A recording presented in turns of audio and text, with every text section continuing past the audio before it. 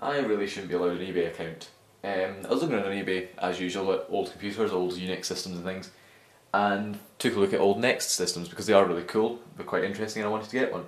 But they're all very expensive. So I saw this one, the option was like 50p, it just started, so I thought, well, I'll bid £70 for it, and I'll set my maximum to be £100, and I won't spend more than that. So, £200 in a bidding war later, here it is. So yes, I've bought a complete NeXTstation system, and all I don't have is the monitor, which doesn't really bother me. I'll show you how to connect it to another monitor later. So this will be quite a long video because I'll go into the hardware, take it apart, look at the software, talk about it, so feel free to skip through it and find the parts you're interested in. So quick history would be in the mid-80s, 1985, Steve Jobs resigned from Apple and started his own company called NeXT Computer. They made a bunch of different Unix workstations, including the NeXT Cube, which is a very iconic one, and this, which was released in about 1990, and they continued making it until 1993, called the NeXTstation, which is a sort of smaller, somewhat lower end workstation, but it's still a pretty cool machine. Historically, these machines are very significant as well. They developed the NEXTSTEP operating system, which you can see here, which was groundbreaking for its day, and actually was when NeXT were bought out by Apple again in 1997. Apple actually bought the rights to the NEXTSTEP operating system and used it as a base for Mac OS X, which actually, when we get it running at the end of the video and actually look at the operating system, I'll point out quite a few points that are very similar to modern Mac OS, or even the same. You can really tell that this was the sort of precursor to Mac OS X. Also, not this machine, not this particular hardware, but the same platform, NeXT Computer, was used by Tim Berners-Lee when he developed the World Wide Web. So when we get it running again, we'll take a look at the first ever web browser and the first ever website running in it. So that's all pretty cool. So first of all, we'll take a quick look at what I got for my money, and I have to say, I definitely got a good deal. I got a lot of stuff with it. The key thing with these machines is there's almost no information about them online. They're really hard to get information for, especially and software. So getting all this stuff was awesome, like creating all the manuals and things, because that's not information that you quite often can't find online.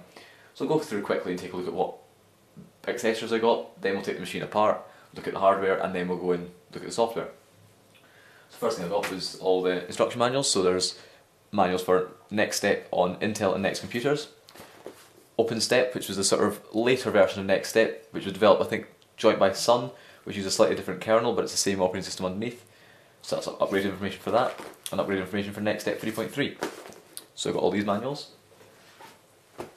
I also got this, which is awesome. This is the original instruction packs. You can see on the front, oops, almost dropped it, the machine with its original monitor, and then on the back you can see the NeXT printer, which unfortunately I don't have, but it's bulky. It's the same with the CRT. It would be nice to have them, but then I'd have to store them. So actually not having the bulky CRT and bulky printer is quite good. I don't need to store them.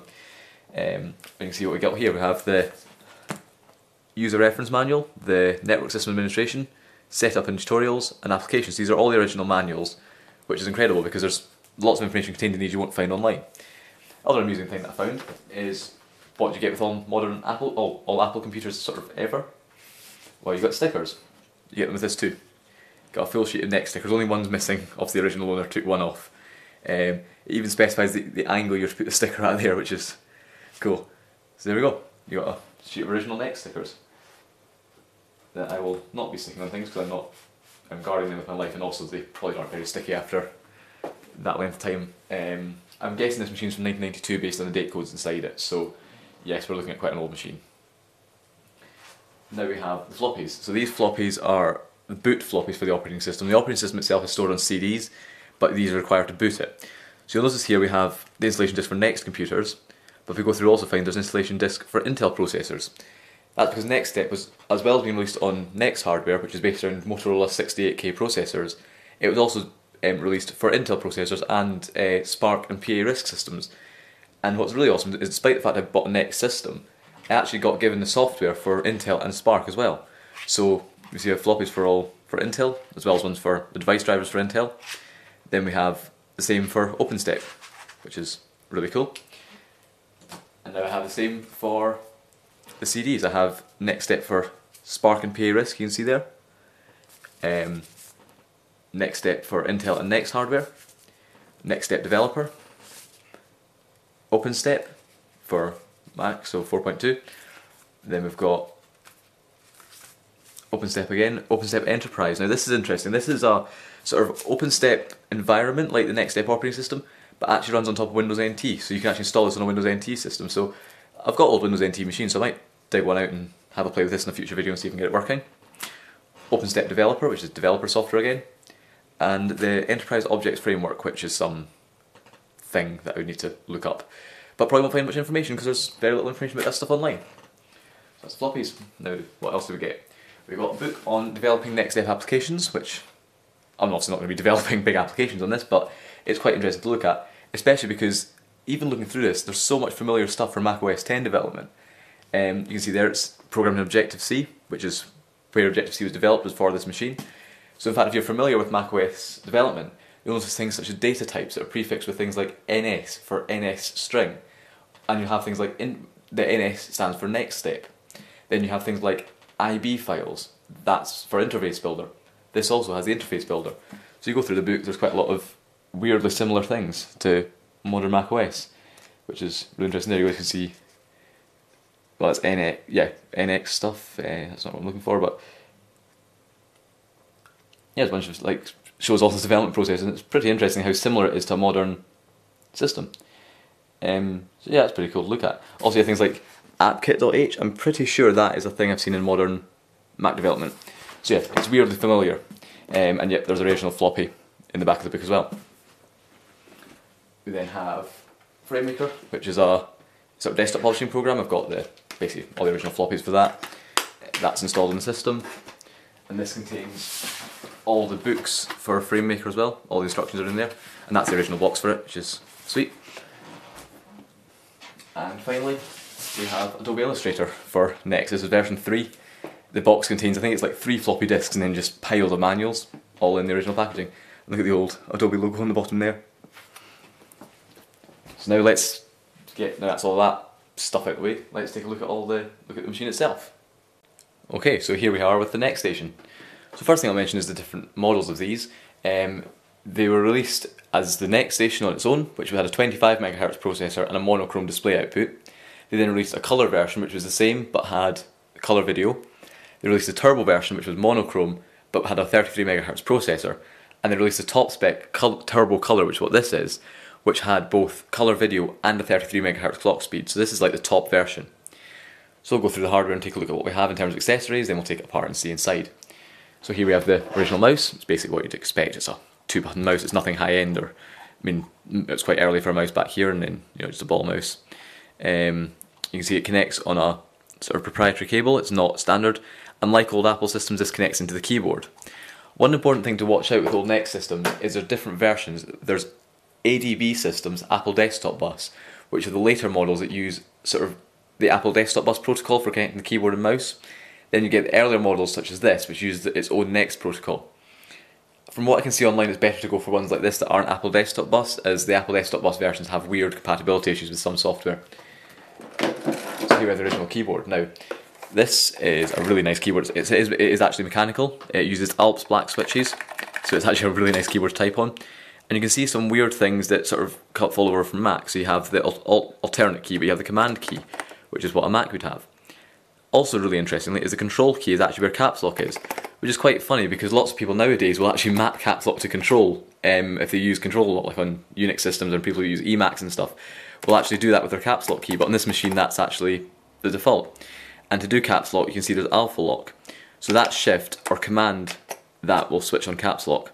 And you can see they've actually put shortcuts along the side of the keys. That's done sort of all over it, which is pretty cool. And likewise this keyboard has, it looks like a PS2 connector but it isn't, it's just a sort of standard mini DIN connector, but that's the connector for the keyboard. And then the mouse plugs into here on the back of the keyboard. And now this is when it gets really weird. It's how you connect the machine to your monitor and the rest of the hardware. Basically on the original NeXT systems, the monochrome ones, what you would do is you'd have a single cable that goes from the machine to the monitor, and then your keyboard would plug into the monitor. The monitor would also have built-in speakers. However, on the colour version, NeXT didn't make their own monitors, and they instead rebranded other monitors from existing manufacturers. This meant that they couldn't have their board and their sound and their keyboard controller inside the monitor. So what they did, which seems like a total hack, is they made what's called the sound box, which literally has the PCB from the monitor in a separate box. In fact, if you open this up, on the PCB there's connections for video output because this would have been originally in a monitor. but it's quite a nice magnesium feel. I think it's magnesium. Well, the internal of the machine are magnesium, so I think this it feels like metal. It's got a speaker in it. See on the bottom there's the sound box information, and on the rear we have some connectors. So here we have for headphone and line out and microphone input. This has a built-in speaker and microphone though. Then we have this DB, can't remember what it is, 16, this D-sub connector that would go down to the machine, and then this is where our keyboard connects, and then obviously the mouse connects to the keyboard. So that is connected up to the machine. Now to connect that to the machine, you have to use this Y splitter cable. So this uses a 13W3 connector, which you may have seen before, it's quite common on Unix workstations and various old systems like this. So this connects into the back of the machine, this end connects to the sound box, and then this connects to your monitor. So you have this sort of weird Y cable sticking out the back of the machine. So I'll show that later when I hook the machine up. So let's take a look at the machine itself. So in the front of it, we have sort of bumpy plastic, and the NeXT logo on the front. That there is the NeXTstation Turbo Color logo. And all you really have apart from that is on the side you have a floppy drive. And this is actually an extended density drive, so I think that's 2.8 meg. It's not typical 1.4 meg, although it will read those disks.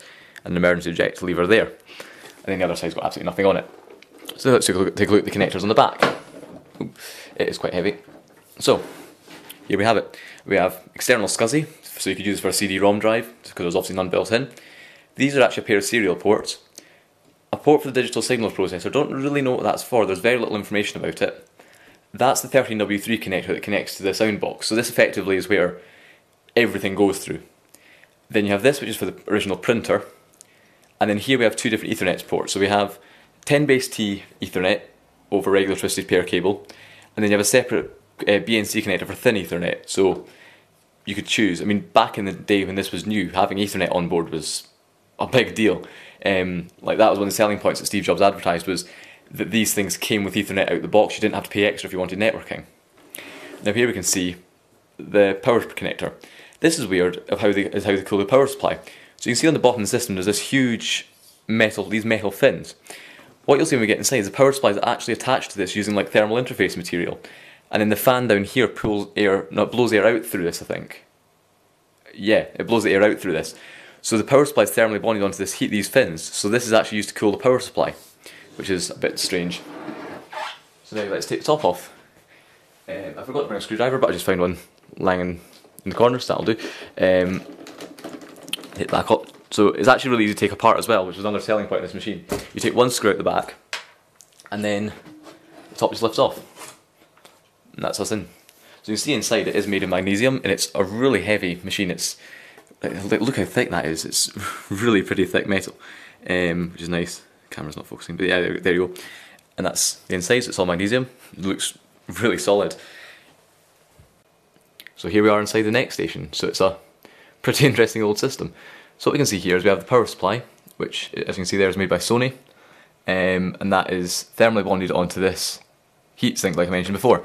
You can actually see some of the thermal interface material smeared up the side and sort of sticking out underneath, so you can see it is there. Then we have that fan there.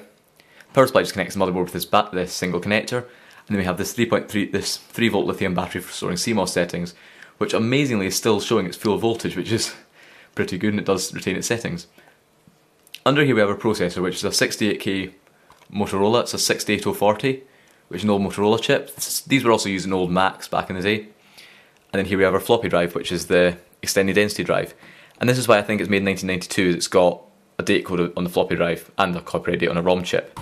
So that looks like the age of the machine roughly, and that connects down to the motherboard. Now what we have over here is we have our banks of RAM. So this is 128 megs of RAM. I think that's been originally upgraded because we can see here it's actually made by Kingston and they're slightly different heights, so I think this is possibly original RAM and this is possibly aftermarket. Here we see the NeXT ROM chip, which would contain the firmware on the system, copyright 1992. And another slot here which I don't know what it's for. I don't think there'll be much information on it. Then what we can see here is this is the frame buffer, this is the RAM DAC, so this is what's used to actually output the video from the processor, so the video goes through this RAM DAC which does all the digital to analog conversion and comes out the 13W3 connector on the back, which also carries all the keyboard and all the other bizarre things. And finally here we have the hard drive, so this is it's a Quantum Fireball, so I think this drive has been upgraded because these weren't released until 1995, and it is a big drive, this is 1 gig, so I don't think this is original to this machine. But yeah, it's a SCSI hard drive, so it comes in the back. You've got this big, huge old SCSI connector, connects to the motherboard, and then Molex to the board and Molex to the drive. So it's a pretty neat layout how it all connects over. I'm not going to take it apart too much just because it's just what you'd expect. The one thing you see with this is there's no expansion capability. The NeXT machine did have the ability to put big cards in for additional video output and things. They had things like the NeXTdimension board, which was designed for really good graphics. This doesn't have any of that. You're basically limited to what you have here. So this one's actually maxed out effectively with RAM. I don't know what this is. It looks like a RAM slot, but I don't think it'd be for RAM. I don't know if it's maybe video memory or something. So yeah, these machines were very much limited to what you got. Like, you bought it and that's what you were stuck with. But yeah, they are very interesting systems. So what we'll now do is we'll get it hooked up and see it running. Hopefully. Hopefully it works. So now we begin the almost hilariously weird process of connecting the NeXTstation up to a modern monitor. So this is just a bog standard monitor. It's from an old HP 17-inch thing from about 2003, and so I'll connect it all up and explain as I'm going what I'm doing because it's quite weird. So first thing we have is connect just the stuff that isn't the monitor up. So we take the Y splitter cable and plug it into the back of the machine into the 13W3 connector, like that. We then need to take the D sub connector and connect this into the back of the sound box. Like that. That can go there. Get that out of the way for now, we'll leave that in a second. What we then need is to take the keyboard. The keyboard connects into the back of the sound box as well, so we put it over there. And the cable from this connects into the keyboard port here. So that's the keyboard now connected. And now we need to take the mouse and plug the mouse into the connector on the back of the keyboard.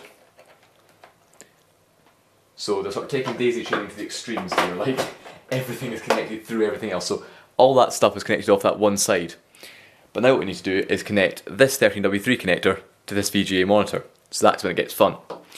So the first thing you'll need is obviously adapt the connectors. So here I have this old adapter which is 13W3 to VGA. It's an old Sun adapter, as you can see by the Sun logo on it there. And it does work. So what we need to do is we take this and connect it in there. These are big stiff old connectors, but that works. Tighten these up so I don't know them coming apart, but yep. So that is now a VGA connector. However, it's not that simple. I can't just plug that into a normal monitor, or in most monitors' cases, because this machine doesn't output plain VGA. It outputs what's called sync on green. So it doesn't output separate horizontal and vertical sync signals on these pins here.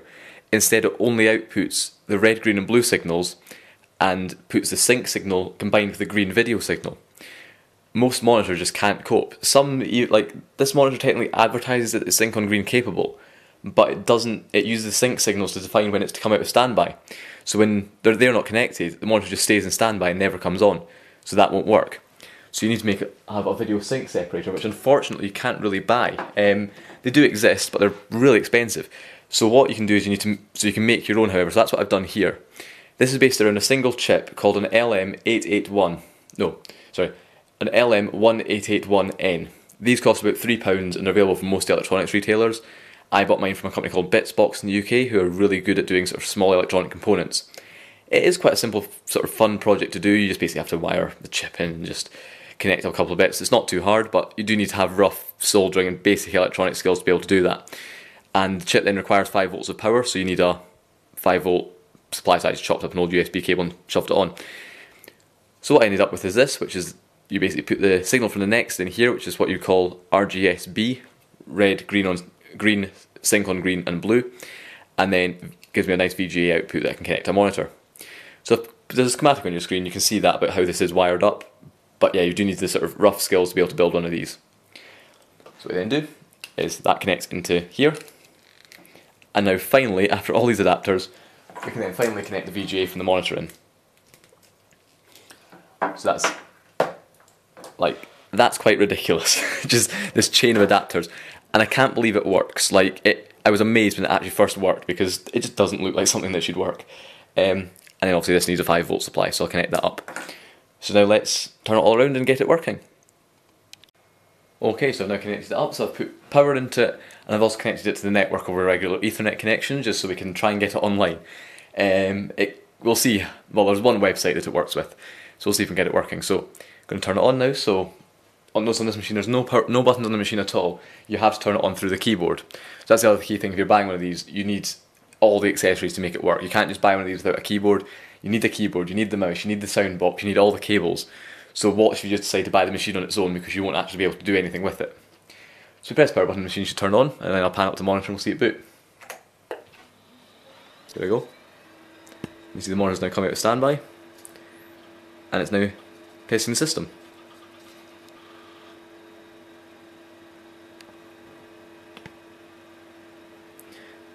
So you can see here that there's a black bar at the bottom of the screen. That's because the resolution isn't quite the same aspect ratio as this monitor. But the monitor actually handles it surprisingly well for such a basic monitor. It's not a high-end monitor or anything. So it'll sit saying testing system for a while. Then you'll hear a little beep and it'll start to boot.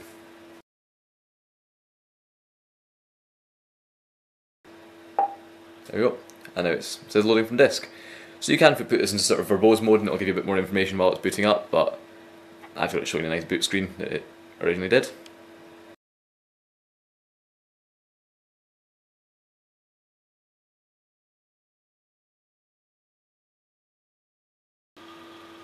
Quite a loud old hard drive. There we go. So the first thing to do is look at the mouse cursor. It's doing a spinny beach ball.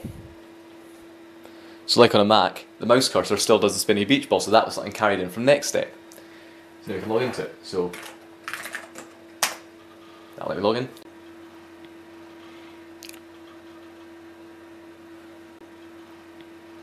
But there we go, more spinny beach ball. So the first thing you'll get is the file manager comes up. This you actually can't close, that's always there. You can minimise it by pressing this little button here, and it jumps down to the bar down the bottom, but you can never get rid of that totally. And now what you have is on the side here, you have what's called the dock. So this is actually referred to as the dock within NEXTSTEP, and you can sort of drag it up and down like that, but you can't put it on any other side of the screen. It is stuck there. So we'll take a look at some of the bits of software and see what we can make it do. So the first amazing thing is the email client. So if we open this, hold it a bit closer so you can see it, but we have a sort of example email. As you can see here, it's from Steve Jobs. And if we go into this, we can see it is to new colleague, welcome. You scroll in there, you can see it. Let's leave it there for a second so you can pause the video and read it. And it's got Steve Jobs' signature at the bottom. So that's really quite cool. So if we quit out of that, another amusing thing is we go into the calendar.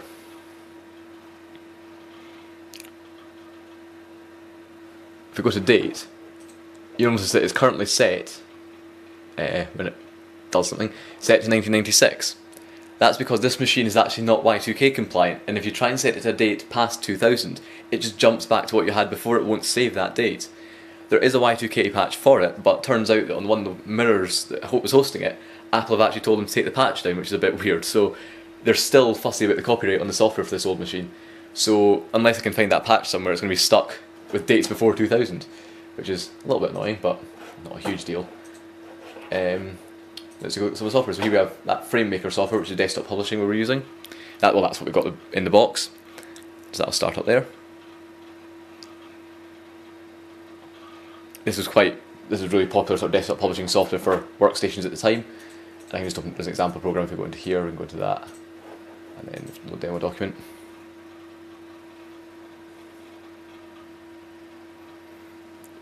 And there we go. There's a example of a sort of presentation, I suppose you could say, on this, and you can click through it there and navigate through all the different sections. And bear in mind, for 1992, like, this would have been quite groundbreaking. Like, using something like this, it feels a lot newer than it is, and I keep having to remind myself how old it actually is, because it feels fairly, like, not modern, but a lot newer than 1992. So that's quite FrameMaker. It's not hugely exciting. We can open Adobe Illustrator quickly. I will admit I have no idea how to work Adobe Illustrator, so I can't really do much with it, but you can see there's the old splash screen with the Adobe stuff on it. So it is installed. Let's quit out that, because there's no point trying to watch me trying to work with software I can't work. And obviously there's a terminal, which is a standard Unix shell you'd expect. So it's running CSH, then you've got LS, I think it's got Vi installed. You Yeah. So it's not a proper sort of Unix shell, and we can quit out of that and quit the terminal emulator. Also notice that what I did there is I press Ctrl D to close the terminal window, but the actual terminal application stays running. This is another thing that you'll see in a Mac, where if you close the window, it doesn't necessarily close the whole application, you have to actually quit it from the menu bar. So now what we'll do is, the key thing with this is obviously the World Wide Web, because this is the machine, the same operating system that Tim Berners-Lee used. So we can get that working. So what we'll do is actually have the software here installed, so we've got local apps. If we go into World Wide Web, and we've got this, so we've got two versions. We've got the 1.0 alpha and the 0.16 beta. The 1.0 alpha is actually the older version. This is the first alpha version, not the 0.16 beta version. So this is the first version of the World Wide Web browser. Let's open this. And there it is. So we can go to info and go to panel, and we can see here is a sort of screen about it you can read. An exercise in global information availability. It's not even like an exercise, and then it tries to explain what hypertext is. And there's, by Tim Berners-Lee, test version only, and version 1.0 alpha only. So that's quite cool. So we can close out of that and try and get it to load something. So first of all, I'll try and get it to load a website on the actual internet. So we can go to document, open a given document address, and type it in.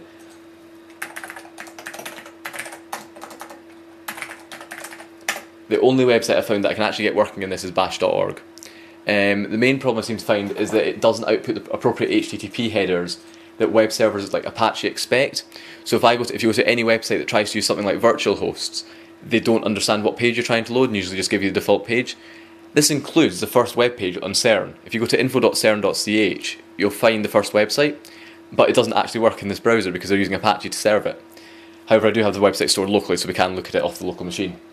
But here's bash.org, which is an IRC quote database, and yeah, it does actually, I suppose, have it. You can load it. Also notice each page loads in a new window when you open it. It doesn't at all like navigate and have back and forward buttons. It literally opens new windows for everything. And there we go, we see there's the famous Hunter 2 IRC quote. And that works, so we can close out that, and close that. And now all I'll attempt to do is I'll try and load the first ever web page, but it'll be off the hard drive on this machine. So file / users, the users are, yeah, users, oh, there.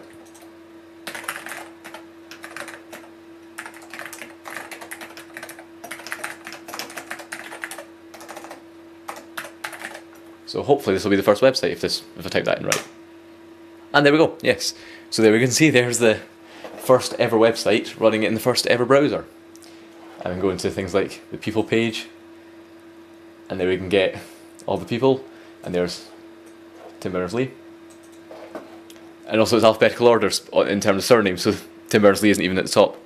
So this is really cool, you can actually see, so that's the first ever web page in the first ever web browser on the sort of original operating system that was used to develop this. The other thing I'll quickly take a look at is the developer software, because this is very weirdly similar to a modern Mac. I'm not going into too much detail, I'm not an expert in OS X development, so I'm not going to know too much. But for example, you can look here, you might, if you've done Mac development before, you can probably recognise some of these, such as Interface Builder, which is still called Interface Builder in a modern system. So you'd open this up and actually use it for something. Obviously it's a wee bit slow because it's so old, but there we go. So now we can sort of go, I don't know, document new application, is that what I want? Yeah, there we go. And that's given me a blank window. And down here we can see we have a bunch of targets and things. And notice here, first responder. So that's actually something that a modern Mac has, you have the first responder. And then if I say drag a button onto here, how do you connect that to an event? It's like a Mac, you hold down control and it gives you a line. And you join that line up to whatever you want, such as the first responder, you let go, and then you can pick things like a target. So if we go down here and pick something like terminate and connect, that button is now connected to the terminate code, the interface for that. And now if we can go, how do you do this, is it, yeah, test interface, if we press the button, it quits the application. So it just shows how weird it is, how similar the development process on one of these systems is to a modern Mac. And you can see exactly where they've taken it from to develop OS X.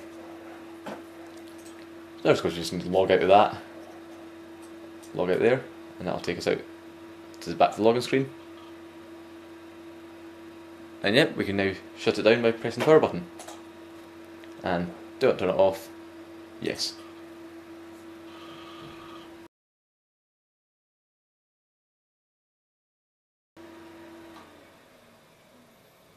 And there we go.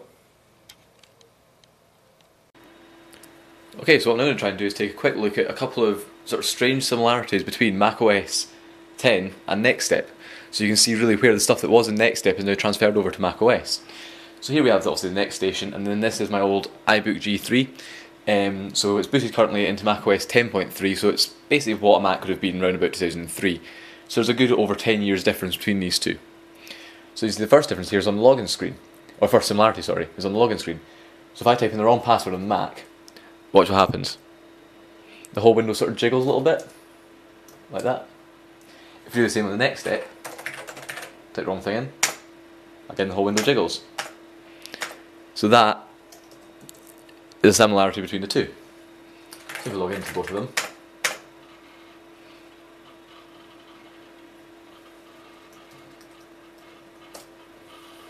log into both machines, you'll see obviously on both we will get the spinny beach ball cursor. Well, the back end isn't showing it, but yeah. And now we're into the next thing I'm going to do is take a look at the system sounds, because even those are very similar. So we can open up preferences on both of them. And on both systems we're going to go into the sound section. Obviously the layout is very different, but it's a similar idea. Where is that? There. And now let's go ahead and list the sounds and see what we can find and see what's similar. I've got the iBook plugged into the sound system in the room just because the speakers in it are hilariously wimpy. Yeah, so let's say, look, you'll find quite a lot of the sounds that are in NeXTSTEP are in macOS 10.3, and many of those are still in modern macOS, like 10 point whatever it's on now. Like even current Macs still have many of these sounds. This just happens to be the only Mac I had to hand because I've left my MacBook in the office. So let's go and take a look. So we have Tink on NeXTSTEP. Turn up a bit. And in macOS 10, same. Similarly, we have things such as Frog. That's it, NeXTSTEP. Then on the Mac, same sound. Then we have things like Funk. You probably recognise that sound from modern Macs, but you can go onto OS 10, no, sorry, onto NeXTSTEP. Sounds a bit different just because the sound system has a subwoofer and it's a bit more bassy, but same idea. You get the same sound, so even the same sound effects that are in NeXTSTEP were carried over to OS 10. So that's quite a fun little thing to play with here. I think there's more as well. Ping I think is the same, isn't it? I don't know, I think Ping might be different. Nope, it's the same. What about Pop? Yeah, so NeXTSTEP doesn't have the pop sound. But yeah, so even the sound effects are the same. So there you have it, that was my NeXTstation Turbo Color. So thanks for watching, don't forget to comment, rate and subscribe. You can also visit my website at camerongray.me, follow me on Twitter at camerongray1515 and stay tuned for more future videos. Thanks for watching.